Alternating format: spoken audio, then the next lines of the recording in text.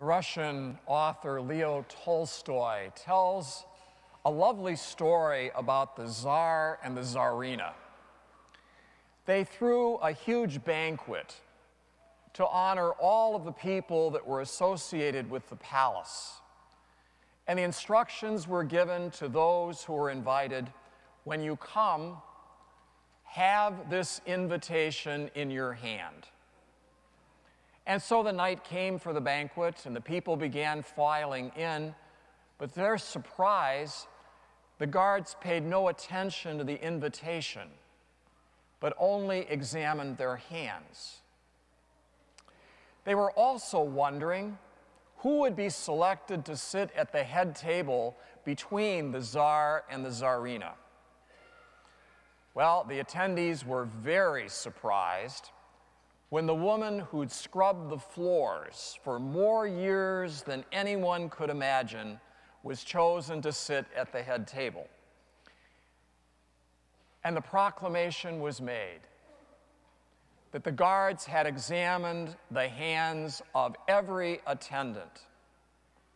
But in this scrub woman's hands was evidence of how devoted she was to the Tsar and the Tsarina, that her hands were living testimony to her love and her loyalty to them. And then we listen to today's gospel.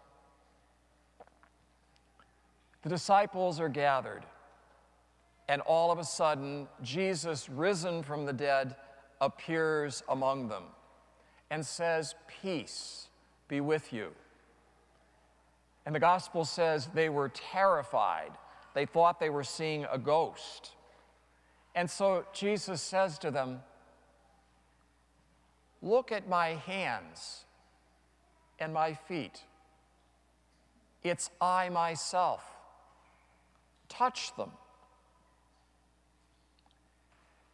And we see in Jesus' hands and feet, in his wounds, testimony of his love and his loyalty to us. We have a God who has scars. The gospel says that those first disciples were incredulous for joy.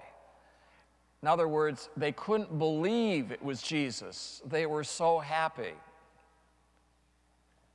People today continue to be incredulous, having a hard time believing that Jesus, the Son of God, could love them personally. Many people are more at home with some titles for God that are rather impersonal, although accurate. The Creator, the Prime Mover,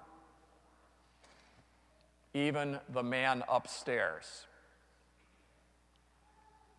But Jesus has his look at his hands and feet to see that we worship a God who has scars, who loves us personally.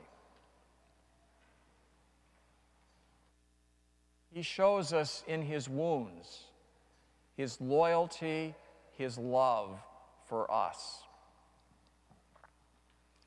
There's a story about Moses Mendelssohn. Now, if the last name sounds familiar, you're a musician.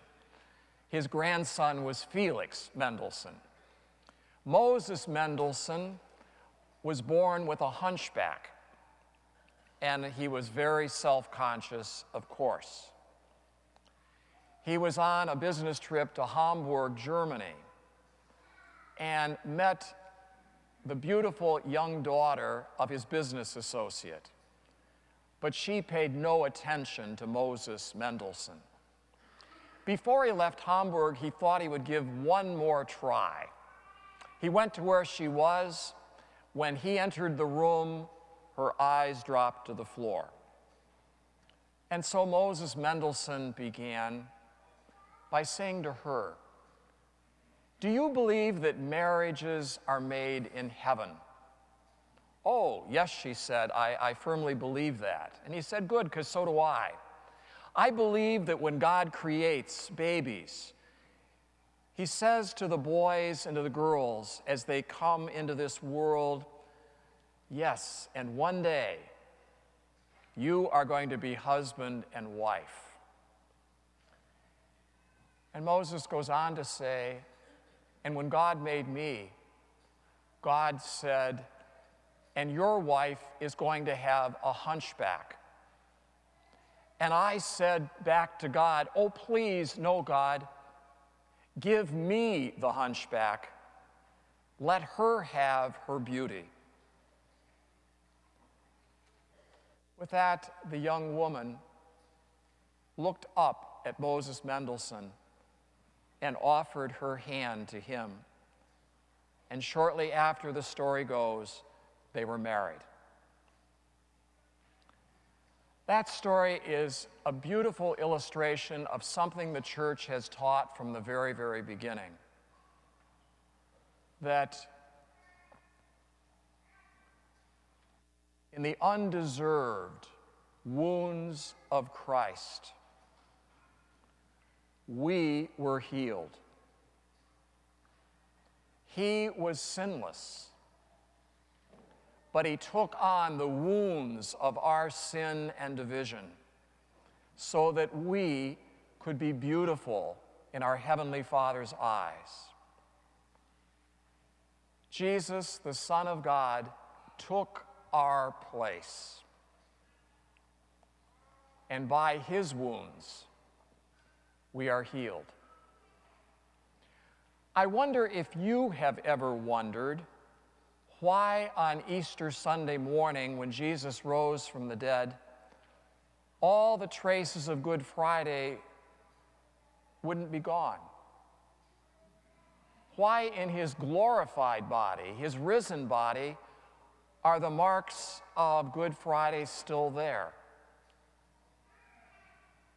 Perhaps for this reason.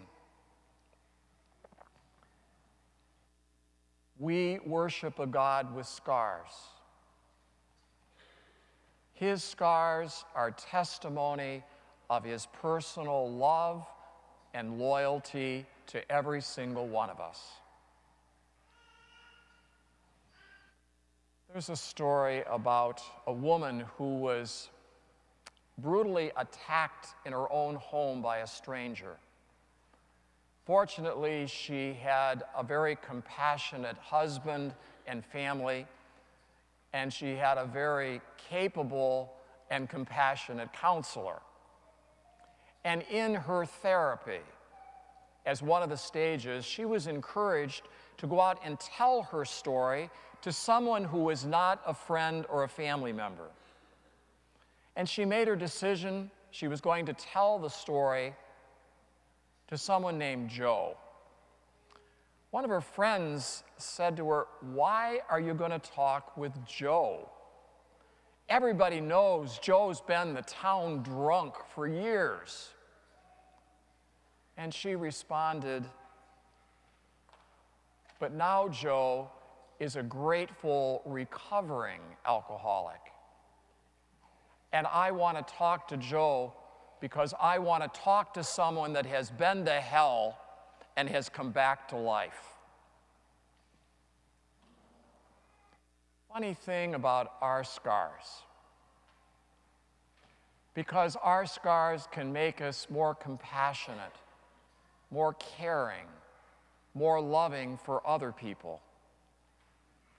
To whom do you and I go when we feel hurt, when we're brokenhearted, when we're in trouble, when we're full of anxiety? Do we seek out somebody that we think has never suffered a bit in their life? No, we go to someone who's been through it before.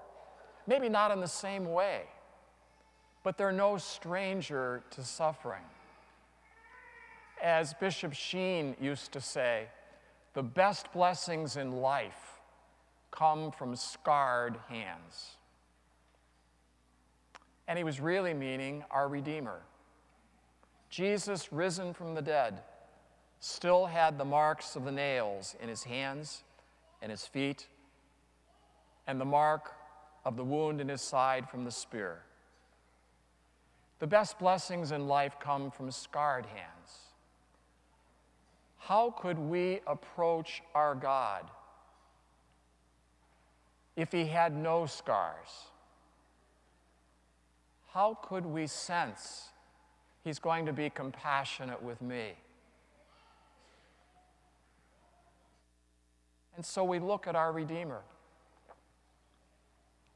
and he says, look at my hands, look at my feet. It's I myself. Touch me. You and I have scars. Every single one of us has scars in life. Some of those scars, we don't mind telling other people what they are. But there are other scars that maybe we keep very carefully concealed. But we all have them. Listen to what Jesus says to you and to me about his scars and ours. Look at my hands. Look at my feet. It's I myself. My scars are testimony of my personal love and loyalty for you. So as I have done, I ask you also to do. With my grace, be a wounded healer to others along the way.